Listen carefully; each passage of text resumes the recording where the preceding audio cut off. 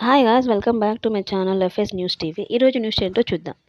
Google క్రోమ్కు సంబంధించి కేంద్రం హెచ్చరికలు జారీ చేసింది. క్రోమ్ ఆపరేటింగ్ సిస్టమ్ వినియోగదారులు తక్షణమే సాఫ్ట్వేర్ అప్డేట్ చేసుకోవాలని సూచించింది. 114.0.5735.350 కన్నా ముందు వెర్షన్లు ఉన్నవారి డివైజ్లు హ్యాక్ అయ్యే ప్రమాదం ఉందని తెలిపింది. ఆ వెర్షన్లలో ఎక్స్టెన్షన్లకు డేట్ ఇన్పుట్ సరిగా లేదని పేర్కొంది.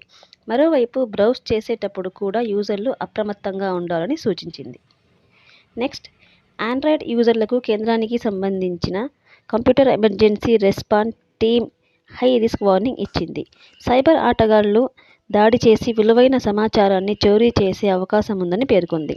ఆండ్రాయిడ్ వెర్షన్ 11, 12, 12L, 13 and 14లకు ఈ ఎఫెక్ట్ ఉంటుందని తెలిపింది.